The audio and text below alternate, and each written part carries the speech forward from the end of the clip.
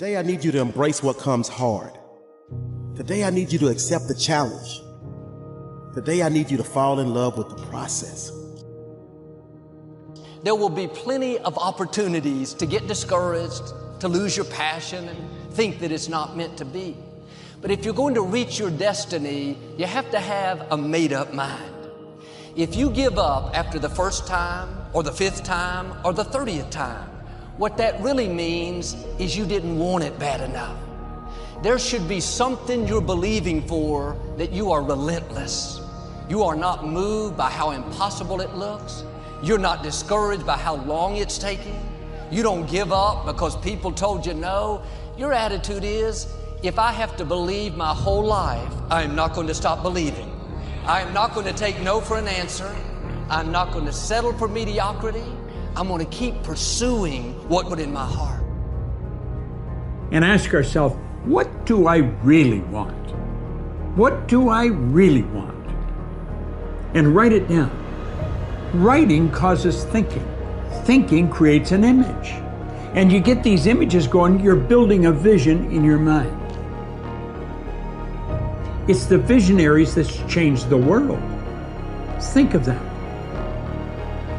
But what keeps that competitive edge, what keeps you on top, is the ability to think and prepare mentally over and over and over again. The body has limitations, the mind does not. We focus so much on what goes on from the neck down that we forget it all starts from here. Everything starts from there. If you're not mentally ready, you're never really physically prepared. And that's where the preparation starts. What would your life be like as you look toward the future if you decided, I'm not going to allow my fears to stop me? And I'm saying to you, whatever you got to do it, because if you don't, life is going to whoop you until you surrender. So when you're young and you make mistakes, don't let them eat you up. Because everybody that done made it, done made them. You got to fail in order to win. Hey, look, man, to understand how to hit the game-winning shot, you got to miss the game-winning shot. You know, you got to be tough, because the road to success is always under construction. It's never a clear path to success. The people who become successful are the people who have a relentless attitude. And you just got to hang in there through the bad breaks, because the bad breaks is coming, but they usually come right before the big break is about to happen. You get a series of bad breaks and it stumbles up a lot of people. My life and my success is to say to anyone, you can stumble, you can fall, you can get back up again.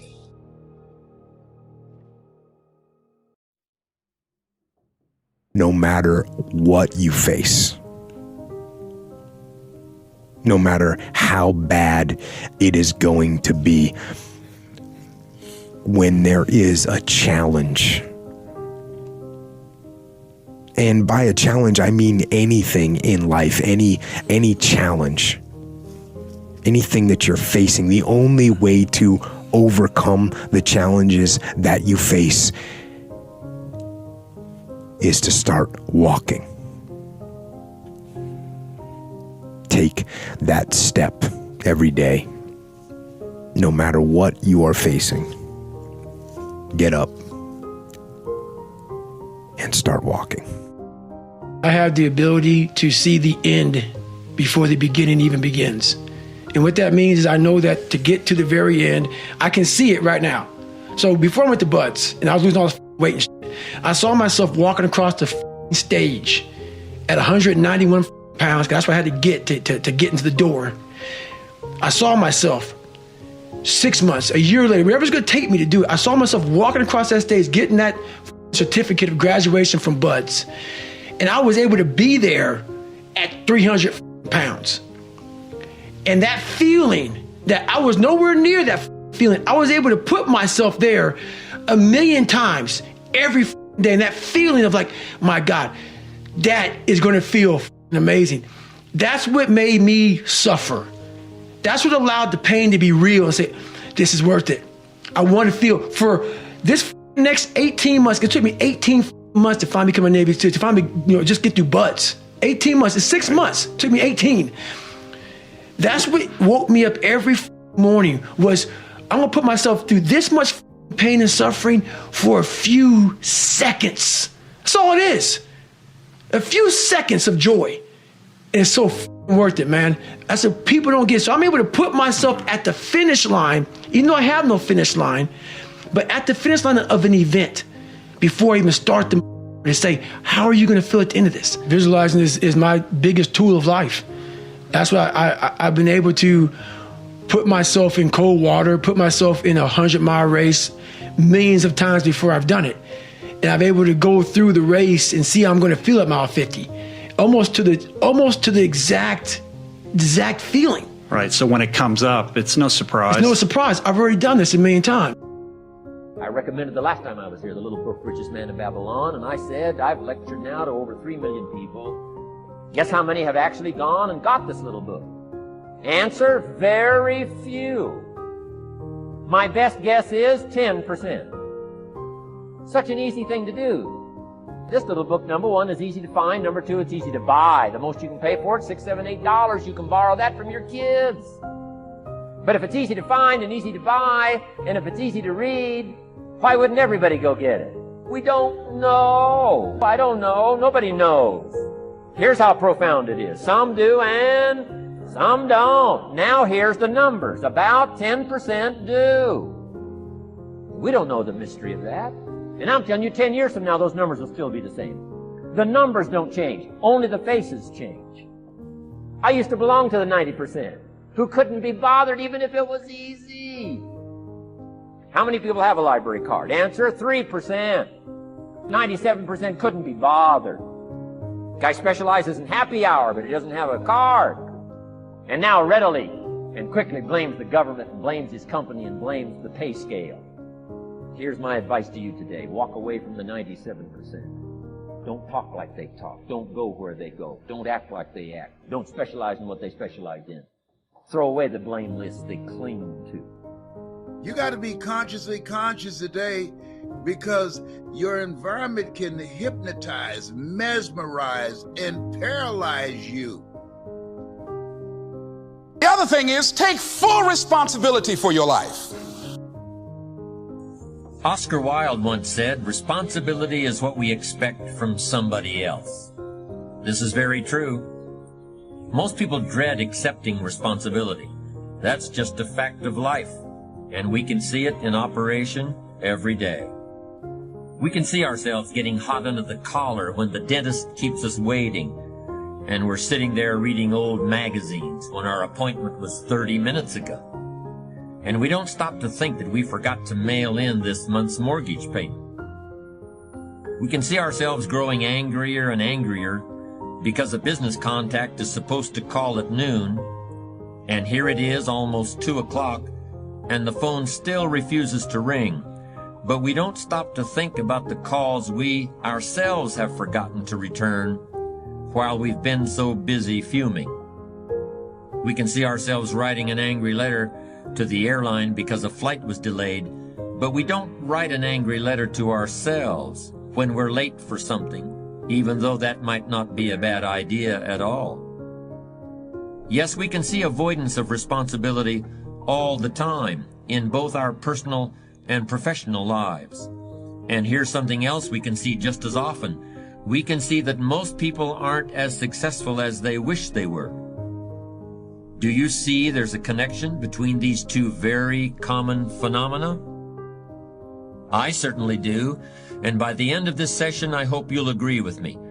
I hope you'll understand that it's in your best interests to take responsibility for everything you do. But that's only the beginning. I'm also going to suggest that many times it's even best to accept responsibility for the mistakes of others, especially when you're in a managerial or leadership role. I can hear you saying, what?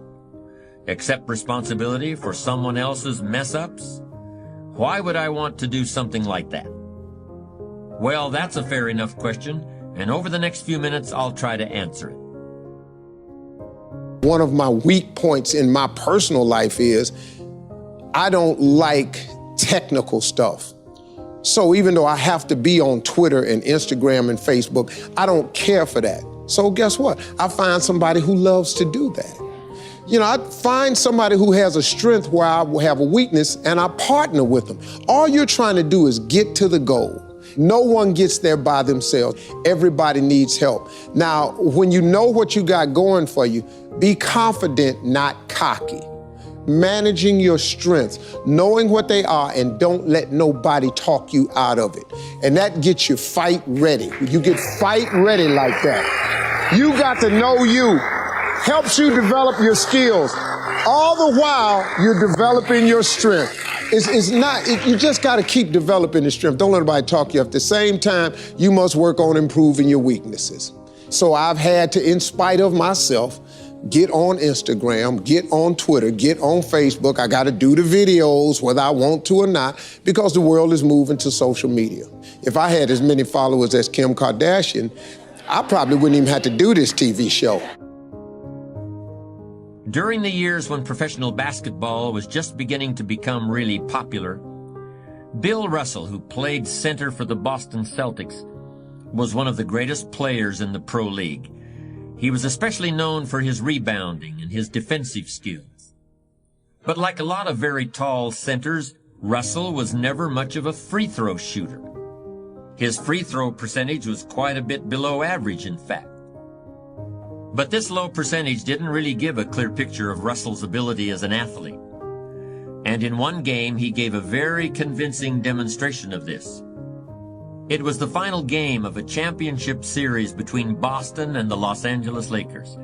With about 12 seconds left to play, the Lakers were behind by 1 point, and Boston had the ball. It was obvious that the Lakers would have to foul one of Boston's players in order to get the ball back. And they chose to foul Bill Russell. This was a perfectly logical choice, since statistically, Russell was the worst free throw shooter on the court at that moment. If he missed the shot, the Lakers would probably get the ball back, and they'd still have enough time to try to win the game.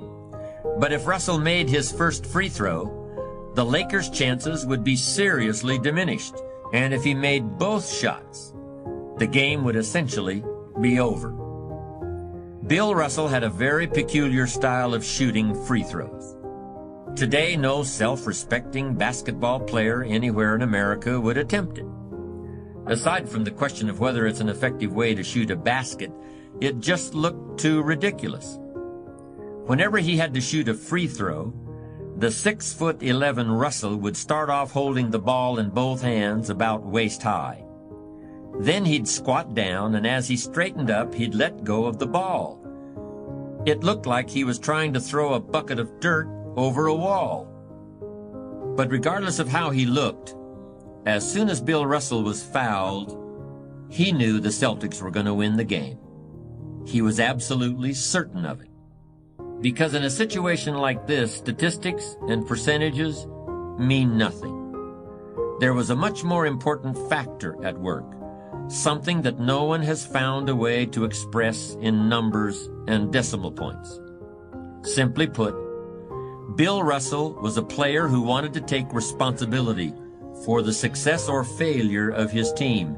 He wanted the weight on his shoulders in a situation like this. No possibility for excuses, no possibility of blaming anyone else if the game was lost, no second guessing. Bill Russell wanted the ball in his own hands and nobody else's. And like magic, even if he'd missed every free throw he'd ever shot in his life before this, he knew he was going to make this one. And that is exactly what happened. That is what virtually always happens when a man or woman accepts responsibility eagerly and with confidence.